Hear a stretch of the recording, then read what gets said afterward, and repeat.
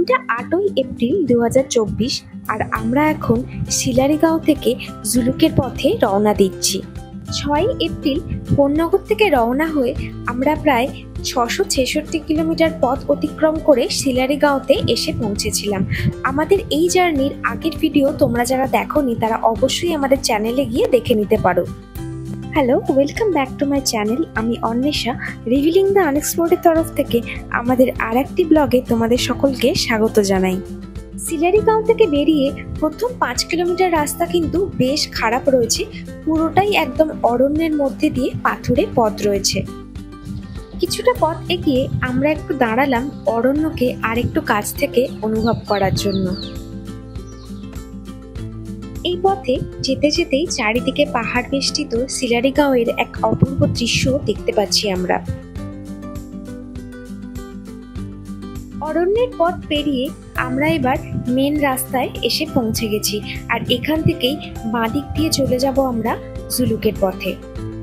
আমরা এখন ক্রস করছি পেডং, একেবারেই ঘন বসতিপূর্ণ এলাকা, আর তার মাঝের সরু পথ দিয়ে আমরা এগিয়ে চলেছি আমাদের গন্তব্যের দিকে।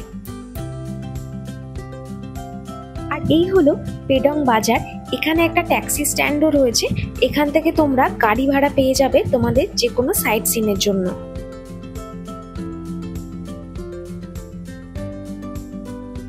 রাস্তা কিন্তু কিছু কিছু জায়গায় বেশ খারাপ রয়েছে। আমরা এখন প্রায় ঋষিখোলার কাছাকাছি চলে এসেছি।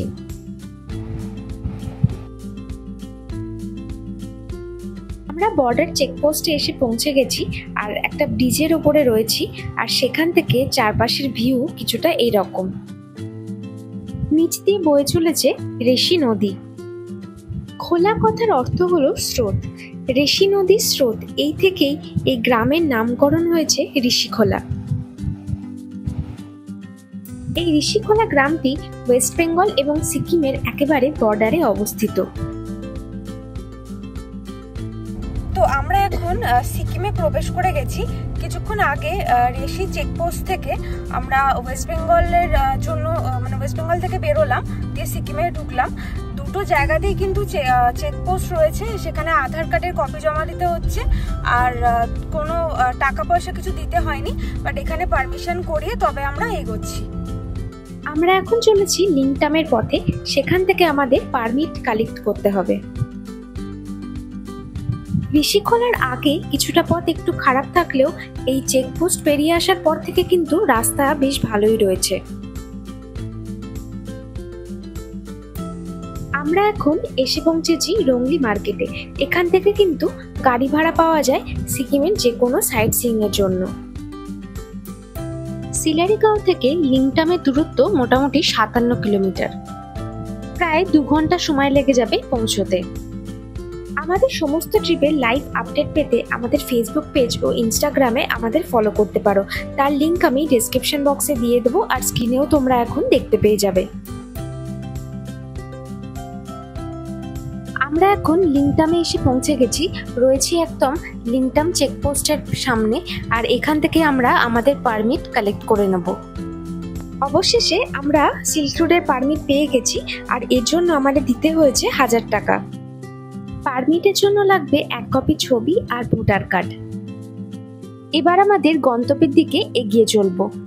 লিংটাম থেকে পদমচেনের দূরত্ব প্রায় 35 কিলোমিটার, 1 ঘন্টা 15 মিনিটের মতো সময় দেখাচ্ছে গুগল।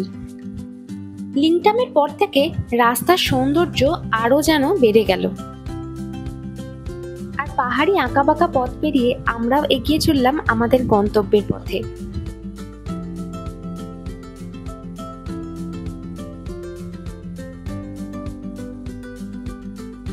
আর এখন রোদের দেখা পাওয়া যাচ্ছে না, আকাশে ভেসে বেড়াচ্ছে অগুন্তি মেঘ। এইরকম মেঘলা দিনে পাহাড়ি রাস্তা দিয়ে ড্রাইভ করা সত্যি আলাদা করে কিন্তু মুগ্ধ করে দেবে। রাস্তায় যেতে যেতে চোখে পড়ল ছোট্ট একটি ঝর্ণা।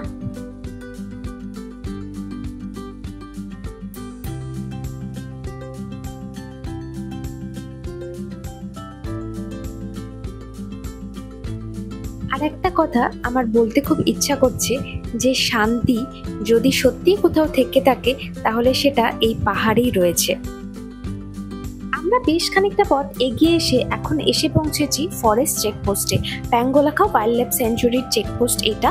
এখানে কিন্তু যে পারমিট আমরা করিয়ে এনেছি সেই পারমিটের একটা কপি জমা দিতে হবে, সাথে আর একটা ফরেস্ট ডিপার্টমেন্টের পারমিট আমাদের করাতে হবে, যেটার জন্য আমাদের লেগেছিল 385 টাকা।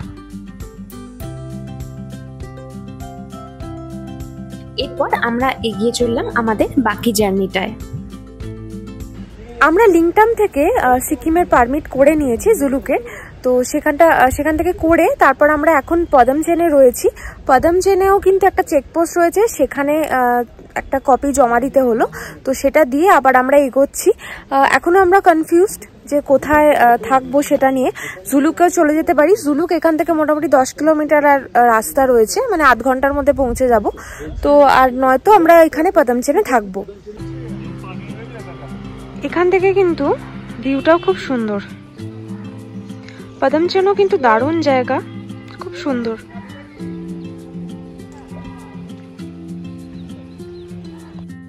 এই পদমচেন 7000 ফিট উচ্চতায় অবস্থিত। তোমরা যারা একটু নিরিবিলি জায়গায় থাকতে পছন্দ করো তারা কিন্তু এই পদমচেনকে বেছে নিতে পারো। অবশেষে আমরা ঠিক করলাম যে আমরা আগে জুলুকে ঘুরে আসব। এই রাস্তাটায় পুরোটাই কিন্তু বেশ চড়াই রয়েছে, আর এক একটা বাঁকে প্রায় আমরা অনেকখানি করে উচ্চতা অর্জন করছি।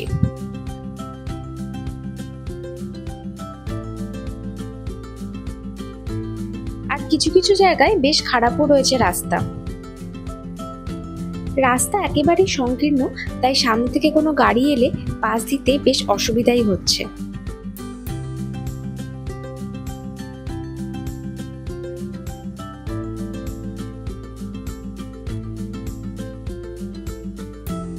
আস্তে আস্তে বিকাল হয়ে যাচ্ছে আর মেঘের পরিমাণও ক্রমশ বেড়ে চলেছে। ওই যে দূরে জুলুক দেখা যাচ্ছে। আমরা জুলুকে এসে পৌঁছে বেশ অনেকক্ষণ ধরে হোটেলের খোঁজ করছিলাম, কিন্তু এখানে এসে জানতে পারলাম যে আজকে সব হোটেলই প্রায় বুকড রয়েছে।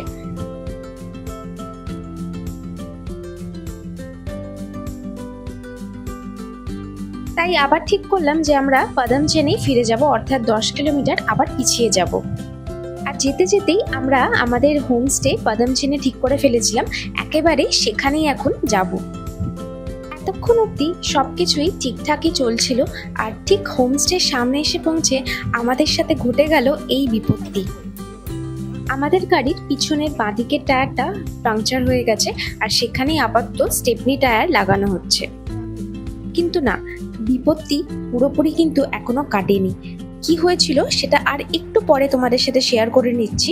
আপাতত আমরা সবকিছু কাজ মিটিয়ে চলে এসেছি লাঞ্চ করতে। আজ সারাদিন সেই সকালে ব্রেকফাস্ট করা ছাড়া আর সেরকম ভাবে কোনো কিছু খাওয়া হয়নি, বিকালও হয়ে গেছে, তাই প্রথমেই চলে এলাম লাঞ্চ করতে।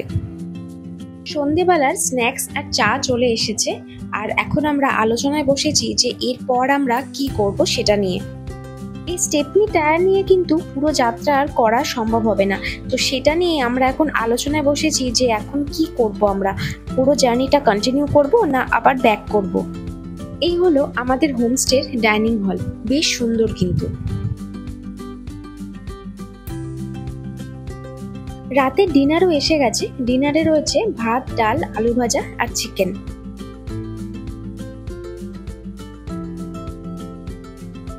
ভোর 5টা বাজতেই সায়ন, বাবা আর রাজীবদা তিনজনে মিলে রওনা হলো শিলিগুড়ির পথে। 144 কিলোমিটার পথ আবার যেতে হবে, আর প্রায় 5 ঘন্টা মতো সময় লেগে যাবে।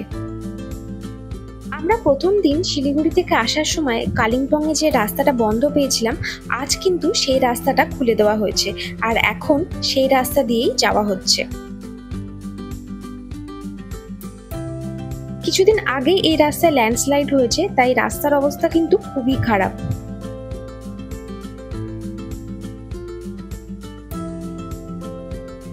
শিলিগুড়িতে পৌঁছে সিয়েটের শপও কিন্তু আমাদের খুব হেল্প করেছিল। যেতেই সাথে সাথে তারা টায়ার চেঞ্জ করে দিয়েছিল, তাই অবশ্যই একটা ধন্যবাদ তাদেরকে জানাতেই হয়।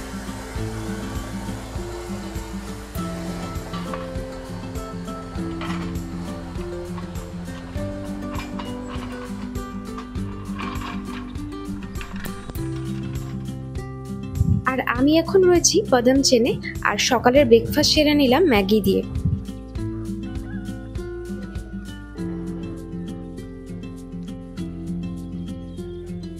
হোমস্টে থেকে বাইরের ভিউটা কিন্তু খুবই সুন্দর।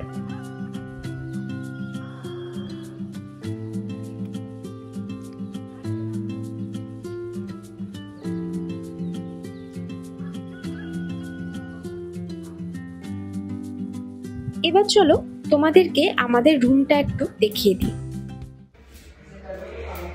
এই হলো আজকের জন্য আমাদের রুম। এই পাশে ডাবল বেড রয়েছে,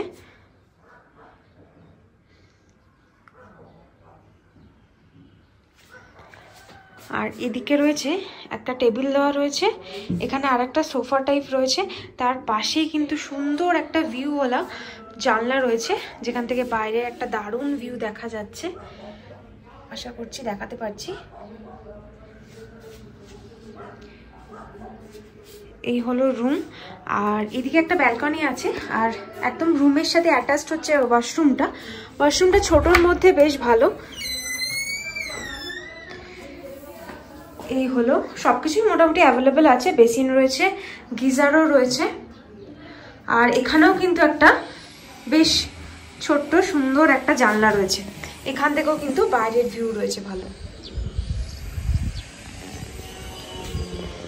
আর সব থেকে বেশি ভালো হচ্ছে এই রুমের ব্যালকনিটা, এইটার জন্য মানে এই রুমটা আলাদাই লাগছে। দেখো এই হচ্ছে এটার ব্যালকনি, সামনের ভিউটা ঠিক এইরকম একটা আসবে, এখানে বসেই মোটামুটি সারাদিন কাটিয়ে দেওয়া যাবে। আর প্রচুর ফুল গাছ লাগানো রয়েছে, পুরো ভর্তি, প্রচুর সুন্দর সুন্দর ফুল গাছ রয়েছে।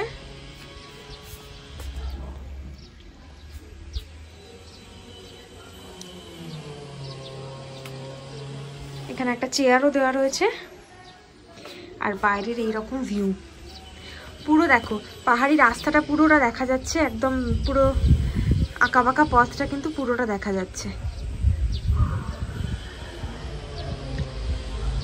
আমাদের এই হোমস্টেটা কিন্তু বেশ বড়, নিচে একটা ভালো বসার জায়গাও রয়েছে, এখান থেকেই দেখাচ্ছি। দেখো নিচে এখানে বসা যাবে, এখানে বসে অনেকটা সময় কাটানো যাবে, একটা দোলনা দেওয়া রয়েছে, এই নিচেও কিন্তু অনেকটা টাইম একসাথে সবাই মিলে আড্ডা দেওয়া যাবে, খুব সুন্দর। আর একদম পাশেই রয়েছে মেন রোড, একদম পাশেই নিচ দিয়ে চলে গেছে একদম এই যে মেন রোড, সেটা লোকেশনটা খুব সুন্দর। আর আমি তোমাদেরকে এখানকার ফোন নাম্বারটাও স্ক্রিনে দিয়ে দেবো, আর ডেসক্রিপশন বক্সেও পেয়ে যাবে।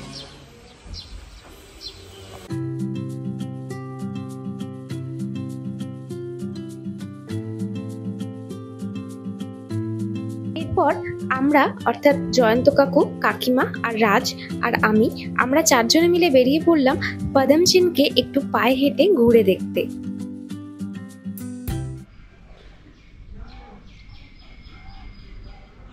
হোমস্টে থেকে বেরিয়ে আমরা এখন একটুখানি খোঁজ করছি যে কোথায় মোমো পাওয়া যায়। এই হলো আশেপাশের ভিউ, রাস্তাটা বেশ খানিকটা উঁচুতে চলে গেছে। এবার একটু ঘুরে দেখবো আমরা।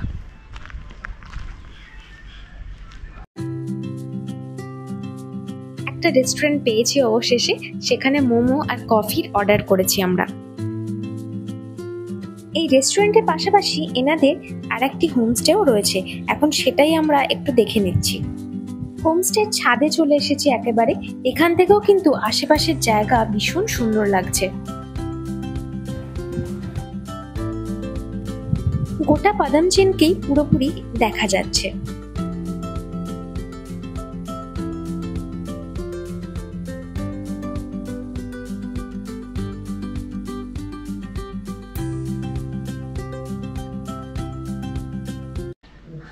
তো আমরা এখন আর একটা হোমস্টে দেখতে এসেছি, তো এটার ফোন নাম্বারও তোমাদের আমি স্ক্রিনে দিয়ে দেবো। এখানে রয়েছে ব্যালকনি।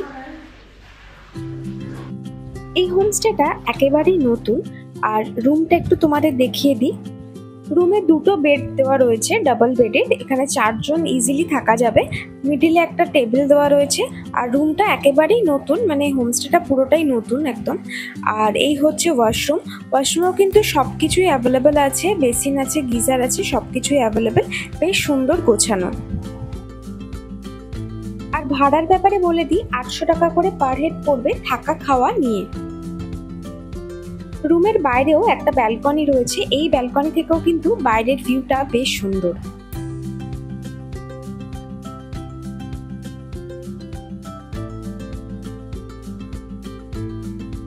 আশেপাশে বেশ অনেকক্ষণ ঘুরে আমরাও হোমস্টেতে চলে এসেছি। আর প্রায় এখন 3:30 বাজে দুপুরে। আর সায়নরাও ফিরে এসেছে। লাঞ্চে রয়েছে ডাল, ভাজা, একটা তরকারি আর ডিম। আজ 9 এপ্রিল 2024 আর আমরা এখন রয়েছি সিকিমের পাদমচেনে। আর কাল আমরা পাদমচেনে এসে পৌঁছেছিলাম। প্রথমে জুলুক গেছিলাম, বাট জুলুকে আমরা কোনো হোটেল পাইনি, তো আবার আমরা পাদমচেনে ফিরে আসি। আর তারপর থেকে আজকে যা যা হয়েছে আজকে অবধি আমাদের সাথে, তো সেটার জন্যই আলাদা করে একটা ভাবলাম যে তোমাদের বলি, তো সেটার জন্য এই ভিডিওটা করা। তো গতকাল আমরা প্রথমে যখন জুলুকে গেছিলাম, সেখানে আমরা বেশ কিছু হোটেলের খোঁজ খবর করেছিলাম, তবে কালকে কিন্তু কোনো হোটেল আমরা পাইনি। যেহেতু আমরা আগে থেকে বুক করে যাই না কোথাও, তো আমরা জুলুকে কোনো হোটেল পাইনি। আর তাই জন্য আমরা তখন আবার 10 কিলোমিটার পিছিয়ে এসে পাদমচেনে চলে এসেছিলাম। আর এই পাদমচেনের হোমস্টের ব্যাপারে বলি, এই হোমস্টেটা কিন্তু আমরা অ্যাকচুয়ালি সিলারিও গাঁওতে যে হোটেলে ছিলাম, মানে যে হোমস্টেতে ছিলাম, সেই হোমস্টের ওনারের থেকে আমরা এই হোমস্টের নাম্বার পেয়েছিলাম। তো সেইভাবে কন্ট্যাক্ট করে আমরা এই হোমস্টেতে চলে আসি, মানে আগে থেকে ফোনে কথা বলে। আর এখানে আসার পরে যেটা আমাদের সাথে হলো, ফার্স্টে মানে একদম হোমস্টের সামনেই বলা চলে, সেখানে আমাদের একটা লোহার টুকরোতে জাস্ট গাড়িতে একটুখানি লাগলো। আর কি হলো, যে টায়ারটা রয়েছে পিছনের সাইডের, একদম লেফট সাইডের যে টায়ারটা, সেই টায়ারটা কিন্তু সাইড থেকে ফেটে যায় এবং এমনভাবেই ফাটে যে ওটা কোনোভাবেই আর সারানো যাবে না। তো একদম এক্সচেঞ্জ ছাড়া আর কোনো উপায় নেই। আর আমরা যেহেতু এমন একটা অফবিট জায়গাতে রয়েছি, এখানে মাহিন্দ্রার মানে স্করপিওনের টায়ার পাওয়া তো ইম্পসিবল জাস্ট। এবার এখানে অ্যাকচুয়ালি এগুলো সিয়েটের টায়ার, তো এই সিয়েটের টায়ারের কোনো শপ এখানে কোথাও নেই। তো আমাদেরকে তখন করতে হলো কি, শিলিগুড়িতে কন্ট্যাক্ট করতে হলো।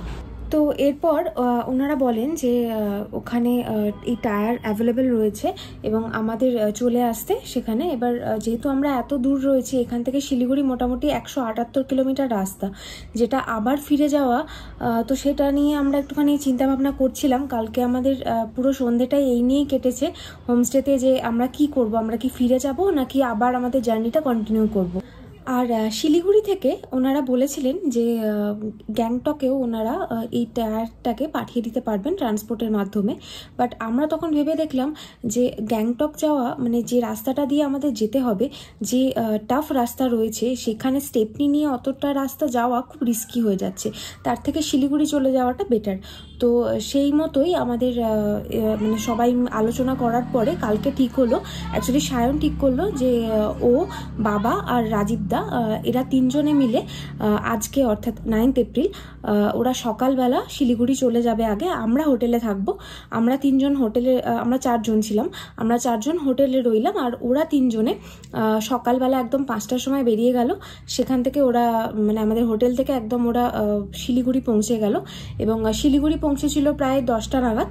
আর সেখানে সমস্ত কাজকর্ম করে, টায়ার চেঞ্জ করে, সবকিছু ঠিকঠাক করে আবার ওরা ব্যাক করেছে মোটামুটি 3:30 নাগাদ।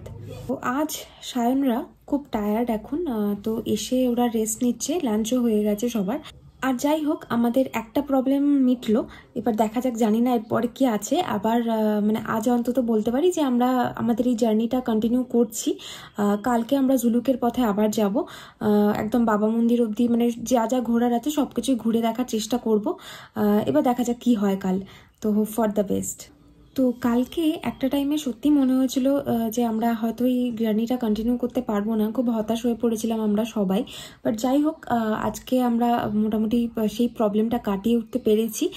আর দেখা যাক, আশা করছি এবার একটা আশায় রয়েছে যে এরপরে বাকি ট্রিপটা আমাদের খুব ভালো হবে। আর আজকে দিনটা তো আমরা পদমচেনে থেকে গেলাম, মানে গতকাল আর আজকে দুদিন আমরা এখানেই রইলাম। হোটেলটা কিন্তু বেশ ভালো পেয়েছি, তো আমাদের বেশ ভালোই কাটছে সময়, আড্ডা দেওয়া যাচ্ছে, বেশ সুন্দর জায়গা। আর কালকে আমরা বেরোবো জুলুকের পথে, আবার পুরো জার্নিটা কন্টিনিউ করব। সন্ধেবেলায় আমাদের ব্যালকনি থেকে আমাদের চোখে পড়ল এই রকম এক অপূর্ব দৃশ্য।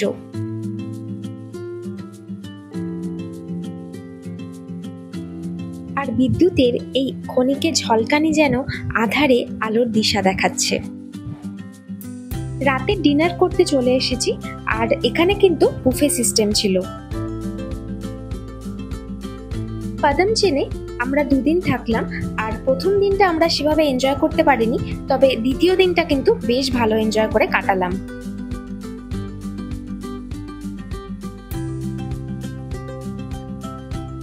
আর ডিনারে রয়েছে ভাত, ডাল, ভাজা, একটা তরকারি আর চিকেন। হোমস্টের খাওয়া দাওয়া কিন্তু বেশ ভালোই ছিল দুদিন ধরে।